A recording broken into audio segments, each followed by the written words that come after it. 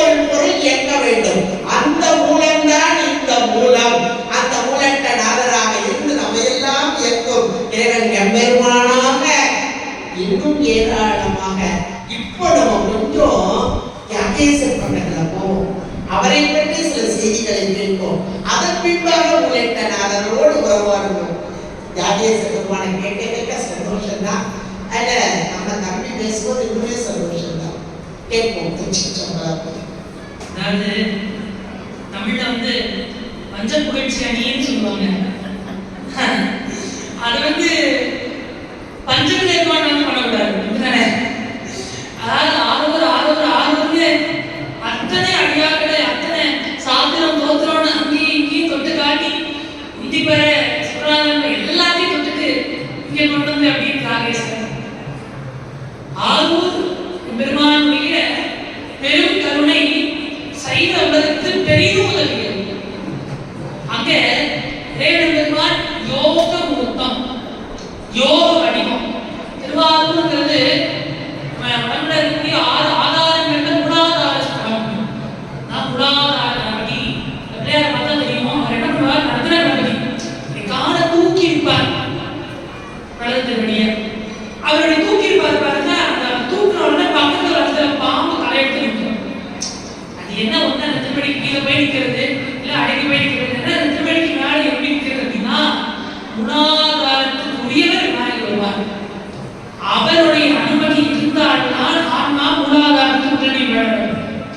இந்த ஸ்தலத்தில் வணங்கும் அடியவர்களுக்கு தான் அந்த மூலாதாரத்து 3 இடங்களை காடால் கருத்து அறிவிக்கிறார் இந்த விநாயகர். அப்படியாக இவர் அந்த அனுகிரகம் செய்ய இந்த ஆன்மாக்கள் யோக நிலையை பெறுகின்றன. அந்த யோக நிலையை பெறும் ஆன்மாக்கள் மட்டுமே காணக்கூடிய மூர்த்தியாக யோக மூர்த்தியாக இங்க இருக்கிறார். இவர் சோமாஸ்கந்த மூர்த்தமாக காட்சி பெற்று திருமாலுடைய மனதிற்குள் சென்று அவர் உள்ளத்திலிருந்து வெளியே வந்து அப்படி வந்தார் திருவாரூர். அப்ப இந்த சுவாமி சோமாஸ்கந்த மூர்த்தமா? நான் பார்க்கிறேன். நீங்க பாத்தீங்களா? எனக்கு தெரியல. யார் பார்த்தா? நம்ம அப்பா சுவாமிகள் பார்த்திருக்கிறார். அவர் எழுதிட்டார். இந்த மூர்த்தி யார் தெரியுமா? ஐந்தைந்திற்கும் அப்புறத்தானும் ஐந்தைந்திற்கு அப்புறத்தானும் அடியாரோ ரமந்தமானே. 5க்கும் மேல இருக்கிற சாமி இந்த சாமி. அது என்ன 5க்கும் மேல இருக்கிற சாமி? 5 25 எனக்கு தெரிஞ்சாங்க. 25 என்ன? சோர்மானுடைய 25 மாகேஸ்வர மூர்த்தங்கள். சோமாஸ்கந்தர், நடராஜர், விகாரநாதர், வைரவர், வீரபத்ரர், சந்திரசேகரர், உமாமகேஸ்வரர், கோவிசங்கர், இப்படி 25 ஒருவர் நடராஜர். 25 மூர்த்தங்கள். இந்த 25 மூர்த்தங்களுக்கு உள்ள அடங்காதவர் இங்க உட்கார்ந்து இருக்கிறாரே இந்த திருவாரூர் தியாகராஜர். இந்த 25க்கு உள்ளடங்காத மூர்த்தி யாரும் பார்க்க முடியாது. யார் மட்டும் தான் அவர் பார்க்க முடியும்? நகினார் மட்டும் பார்க்க முடியும். யார் அந்த நகினார்? எப்படி தில்லையில 3000 பேருக்கு தீட்சிதர்னு பேரோ அதே மாதிரி திருவாரூர்ல தியாகராஜாவை தொட்டு பூஜை பண்றவங்களுக்கு நகினார்னு பேரு. சோழமானுடைய நயனத்தின் மூலமாக தோன்றியவர்களாம். அதனால்தான் அவர்கள் நயனத்தால் அந்த சாமியை பார்க்க முடியும். மற்ற யாராலையும் அந்த சாமியை பார்க்க முடியாது. அவ்வளவு ரகசியமா அந்த சாமி இருப்பார். எப்படி சிதம்பரத்துக்கு ஒரு ரகசியமா அது மாதிரி திருவாரூருக்கு ஒரு ரகசியம். அப்படி ரகசியமா அந்த சாமி அங்கு எழுந்தருளி இருப்பார். எப்படி இந்த சுவாமி யோகமா இருக்கிறாரோ இவருக்கு 2 சக்திகளாக போக சக்தி, யோக சக்தின்னு அம்பாள். போக சக்தியா இருக்கிறது யாரு? நீலோபலாம்பிகை. அது பேர் நீலோபலா அம்பாள். அந்த அம்பாள் கையில நீலோபலம் வளர இருப்பா. ஒரு கையை அப்படி கீழே அப்படி ஹஸ்தத்தை மடக்கி வச்சிருப்பா. அந்த கை எங்க இருக்கும் அப்படின்னா முருகருமானோட தலைக்கு வளரும். அந்த அம்பாளை போய் பார்த்தா தெரியும். அந்த அம்பாள் இப்படி ஒரு கை இப்படி வச்சுப்பா, நீலோபலம் வளரும். ஆனா அந்த அம்பாள் அதை பார்க்க மாட்டா. இங்க பாப்பா. ஏன்னா இந்த பக்கம் பிள்ளை உட்காந்துருக்காளாம். அந்த அம்பாளுடைய இந்த திருவடிக்கு பக்கத்துல அம்பாளுடைய சேவகி தன்னுடைய தோல்ல முருகருமான தூக்கி இருக்க அந்த முருகனுடைய தலையை வாரி விட்ட மாதிரி நிற்பாள். யோக சக்தி. இன்னொரு பக்கம் யோக சக்தி. இந்த அம்பாள் இந்த இடத்துல யோக சக்தியா இருக்கிறதுனால இந்த திருவாரூர் ஸ்ரீபுரம் பரா ஏன் அம்பாள் எழுந்தரிக்கக்கூடிய இடத்துக்கு ஸ்ரீபுரம் பேர். இங்க திருப்பார்கடலுக்கு நடுவுல ஸ்ரீபுரத்துல அம்பாள் இருக்கிறான்னு வேதங்கள் சொல்லுது. அதே அன்னை இங்கேயும் இருக்கிறார். எப்படி இருக்கிறார்? சிவராஜ யோக நிலையத்துல இருக்கிறார் அம்பாள். சிவராஜ யோகம் எந்த ஊர்ல போனா அம்பாள் விழாக்கள் ஒண்ணு அம்பாள் நின்ற திருவேணியா இருப்பாள், இல்ல அமர்ந்த திருவேணியாக இருப்பாள். அமர்ந்த திருவேணியாக இருந்தால் ஒரு திருவடியை மடக்கி ஒரு திருவடியை கீழே வச்சிருப்பாள், இல்ல ரெண்டு திருவடியை நல்லா ஜம்முன்னு பத்மாசனம் போட்டு கிரமாட்சி பண்ணிருப்பாள். ஆனால் இந்த அம்பாள் எப்படி இருப்பா அப்படின்னா இடது திருவடிக்கு மேல வலது திருவடியை தூக்கி போட்டு ஒரு திருவடிக்கு மேல ஒரு திருவடியை வச்சு அப்படி அம்பாள் யோக நிலையில இருப்பா. அது பேரு சிவராஜ யோகம்னு பேரு. இந்த யோகத்துல இருந்து அம்பாள் தவம் செய்து கொண்டிருக்கிறாள். தவம் செய்து கொண்டிருக்கிறார். யாருன்னா இந்த இடத்துக்கு போய் இந்த அம்பாளை பார்க்கிறோமோ அவர்களுக்கு யோகம் கைவரக்கூடும். எப்படி கைவரக்கூடும் அப்படின்னா எல்லா இடத்துலையும் அம்பாள் சந்தி தெற்கு பார்த்து இருக்கும், இல்ல வடக்கு பார்த்து இருக்கும், இல்ல கிழக்கு பார்த்து இருக்கும். மேற்கு பார்க்க இருக்காது, மேற்கு சாமி தான் பார்த்துருப்பார். சில ஊர்ல சாமி கிழக்கு பார்த்து இருப்பார், அவர் எங்கனாலும் பார்த்துருப்பார். ஆனா இந்த அம்மா எப்படிதான் இருப்பா? ஒண்ணு வடக்க, இல்ல கிழக்க, இல்ல தெற்க. திருவாரூர்ல இப்படி கிட்டே இருக்க வேண்டாம். வடகிழக்கு அம்பாள் பார்த்துருப்பா. வடக்கையும் பார்க்காம கிழக்கையும் பார்க்காம வடகிழக்கு ஈசான உலகை நோக்கி இருப்பார் அம்பா. இது யோகத்தை காட்டக்கூடிய இடம். அந்த அம்பாளுடைய திருச்செங்கத்துக்கு முன்னாடி போயிட்டா மேலக்குள்ள ஒரு 10 ஓட்டை இருக்கும். 10 ஓட்டை. அந்த 10 ஓட்டையில என்ன கொடுக்கோ அந்த மாதிரி கொடுத்தா அந்த ஆத்மா முக்தி பெறும். ஏன்? இந்த சமுத்ரா சமாராத்யா திரிபுரா ஸ்ரீவசந்தரி ஞானமுத்ரா ஞானகம்யா ஞானநேயஸ்வரூபிணி யோனி முத்ரா கட்டேசி திரிகோணாம்பா திரிகோணகா. ஸ்ரீவித்யில அம்பால 10 விதமாக நமஸ்காரம் பண்ணணும். அது அம்பாளை வணங்கி அம்பாளிட தீட்சை பெற்றவர்களால் மட்டுமே பண்ணக்கூடிய 10 முத்திரைகள். அந்த 10 முத்திரையும் திருவாரூர்ல கமலாம்பாளுடைய சன்னதிக்கு மேல இருக்கும். ரசமுத்திரை. அந்த முத்திரைக்கு முன்னாடி வணங்கினாலே போது அத்தனையும் அம்பாள் பண்ணுவாங்க. இந்த அம்பாள் அப்படி சமூக காடு மேல காலை போட்டு உட்கார்ந்து அங்க பங்குனி கிருத்திகையில ஒரு அவதாரம் பண்ணார் முத்துசாமி ஈஸ்வரர்னு பேர். இந்த பங்குனி கிருத்திகைக்கு திருவாரூருக்கு ஒரு பெரிய சம்பந்தம். ஏன்னா தியாகேஸ்வர பெருமான் எழுந்தவர்கள் வந்தது இந்த பங்குனி கிருத்திகையில தான். அதே பங்குனி கிருத்திகையில முத்துசாமி ஈஸ்வரர் அவதாரம் பண்ணார். முத்துசாமி ஈஸ்வரர் ஏன்னா வருவார்? மும்மூர்த்திகளை ஒருத்தர். அந்த மும்மூர்த்தி சங்கீத மும்மூர்த்திகள ஒருத்தர். அம்பாள் நாடி பாடுவார், அருவாள் பாடுவார். சங்கீத யோக தினயே கமலாய நிலயே வீர வசந்த காயேஷ பிரியே சங்கீத பிரியே. இவ பிச்சம்னு வந்து கேட்டே இருப்பா. இப்படி அம்மாட பாடிட்டே இருக்காரு. ஒரு நாள் என்ன ஆச்சு? இந்த பாடலை கேட்ட முத்துசாமி ஈஸ்வருடைய மனைவிகள் யாரு? மனைவிகள். அவர் 2 பொண்டாட்டிக்காரர். அவர் எந்த ஊருக்காரர்? திருவாரூர்காரர். அவர் எந்த ஊருக்காரர்? திருவாரூர்காரர். திருவாரூர்காரர் எத்தனை பொண்டாட்டிக்காரர்? 2 பொண்டாட்டிக்காரர். ஏன் சொல்றேன்? திருவாரூர்ல இருக்கிற சுவாமிக்கு இந்த பக்கம் யோக சக்தியா திலோகம்பால், அந்த பக்கம் ஞான சக்தியா கொண்டாங்க. திருவாரூர் நம்பியாரூர் சுந்தரமூர்த்தி சுவாமிகளுக்கு கலவை நாச்சியார், சகி நாச்சியார். அதுபோல முத்துசாமி ஈஸ்வரருக்கு 2 மனைவியும் நான் சொல்றேன். அப்ப இந்த 2 பேர்ல ஒருத்தி முத்துசாமி ஈஸ்வரர் பார்த்து கேட்டா, இந்த மாதிரி தினமும் போய் பாடி பாடி சும்மா வருவாரு. பாரு நவரத்ன மாலையை போட்டுட்டான் சொல்லிக்குது. வரும்போது வாங்கிட்டு வந்தா வீட்டுக்குள்ள நிறைய. சரி இன்னொரு மாலைக்கு போனான்னு போனார்.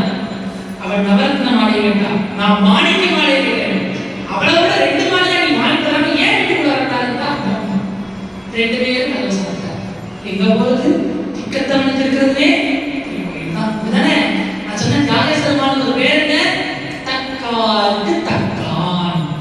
என்னங்க அது பேரு? தக்காருக்கு தக்கான். வித்தியாசமான பேரா இருக்குன்னா அவரு பெரிய சாமி, ரொம்ப பெரியாது.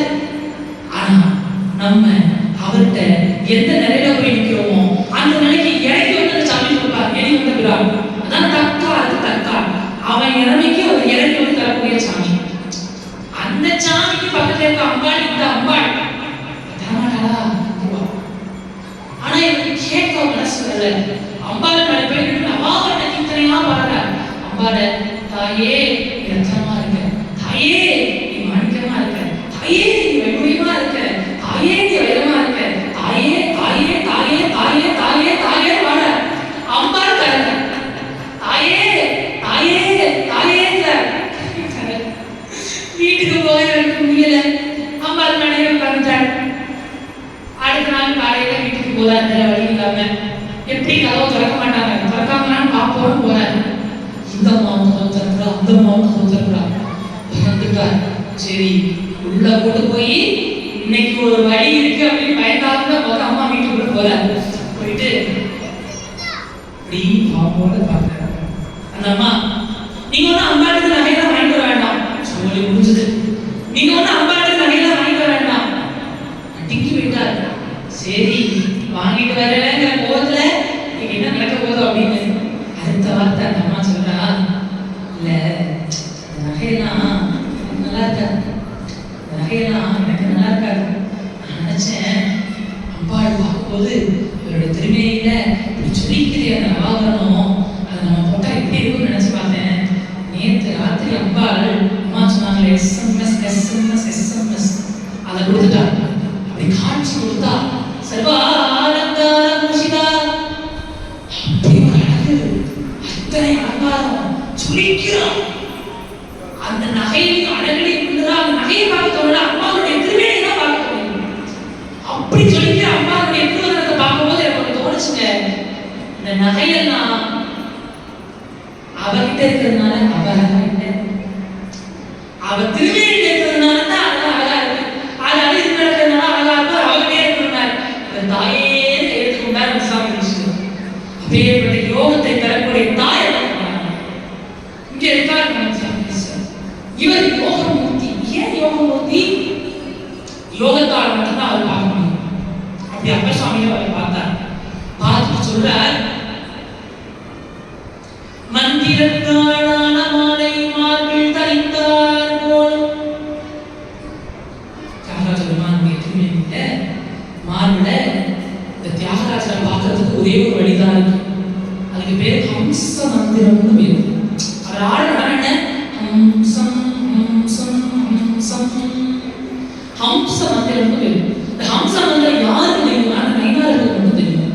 இந்த நைனார்கள் தகுதியானவருக்கு உபதேசம் பண்ணுவாங்க. அந்த மந்திரத்தை தியானம் பண்ணி பார்த்தா தியாகராஜாவை பார்க்க முடியும். இதுதான் தியாகராஜாவை பார்க்க ஒரே வழி. அப்பெருமானுக்கு சுவாமி தியாகராஜனை வேண்டி காட்டுகிறார், பார்க்கிறார். ஹம்ச மந்திரம் எங்க இருக்கு எங்கன்னு எல்லாரும் தேடிங்களே சுவாமி அழகா ஒரு மாட்டி வச்சிருக்காரு சொல்றாரு. அப்படி மாட்டி சப்புன்னு உட்கார்ந்துக்கிறார் தியாக பெருமான். தியாக பெருமான வேண்டா எல்லாம் அதுக்காக எதுவுமே இல்லை. ஒரு நாள் கமலாலய மகாத்மியத்தை சூரியவர் உபதேசம் பண்ணி கொண்டிருக்கிறார். உபதேசம் பண்ணும்போது ரொம்ப புத்திசாலியா ஒரு மாணாக்கர் எல்லா அவர்களையும் அப்படி இருப்பாங்க. அப்படிதானே?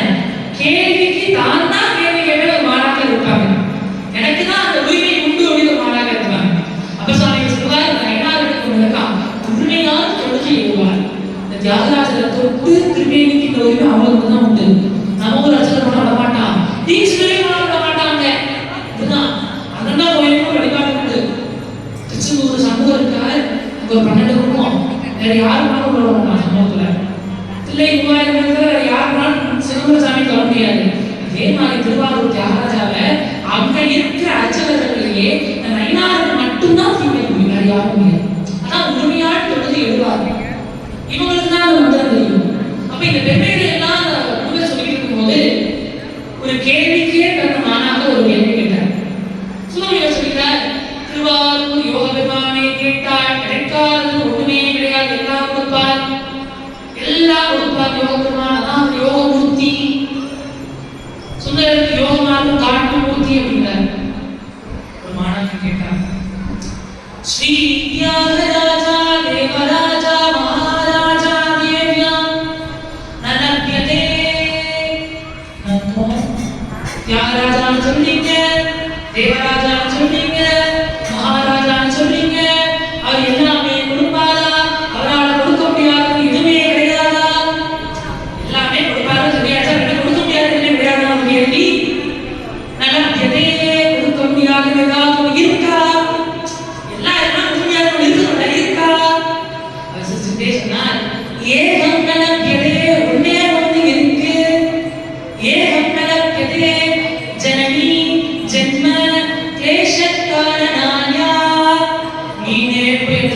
கேட்டாலும் துன்பத்துக்கு காரணமான பிறவியை சாமி கொடுக்க மாட்டார். அதனாலதான் அவர் யோகமூர்த்தி கேட்ட மாத்திரம் தான் எடுத்து சொன்னார்.